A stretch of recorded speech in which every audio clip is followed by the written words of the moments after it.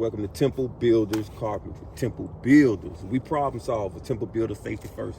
Okay, Temple Builders, I ain't gonna keep y'all long. Look right here. This is a typical exterior wall, okay?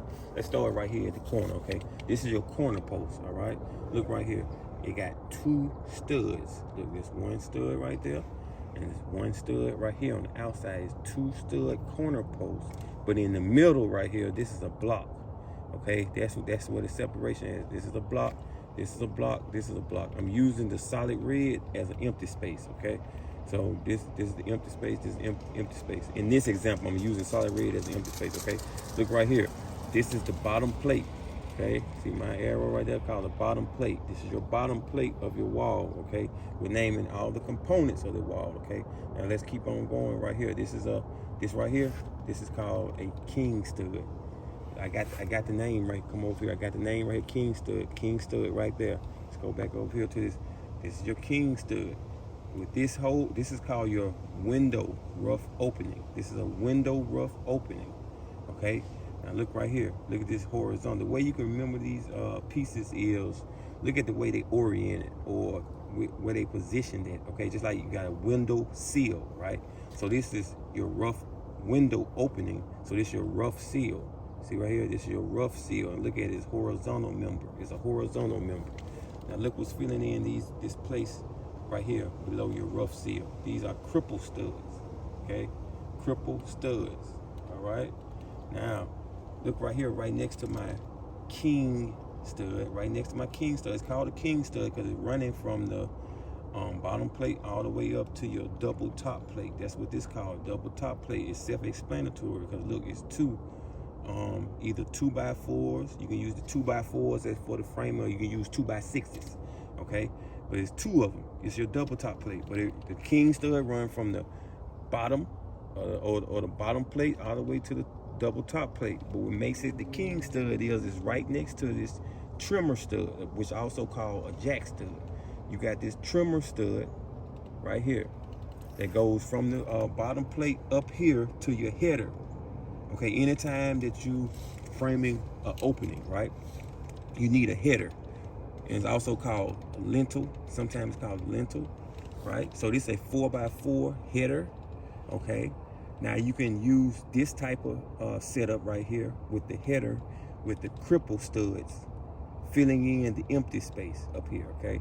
Or you can use this type of setup right here. Look over here at my door, my rough, or my door rough opening.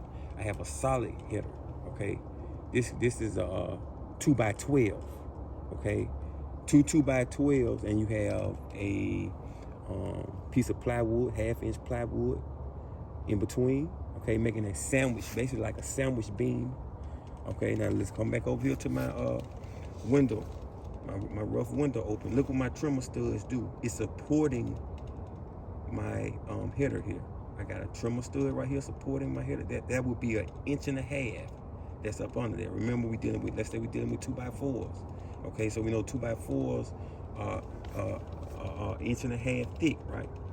So I got 1.5 inches right here, and I got 1.5 inches over here. Okay, let's keep on going. Okay, of course, right here, I got my trimmer right here, and then I got my king stud running along here, along my trimmer. Okay, let's keep on going. What we got right here, look at this right here. We got horizontal pieces right here. This fire blocking. You know, what the fire blocking is done. Let's say if I had a electrical box right here, and there was electrical fire that started. Okay, that fire, this fire block helps contain, okay, that fire inside this space right here. It helps to slow down the spread of flames, smoke, okay, gases if a fire was to start, right? But it also makes this wall more rigid. Okay, my studs is placed 16 on center on this wall right here. Okay, now look right here. This is my inside corner post with blocks. It's a little different though. Look right here. The blocks in the middle, it still got two studs, just like this one over here has two studs. Got a stud on the outside, stud on the inside, and it has the blocking in the middle.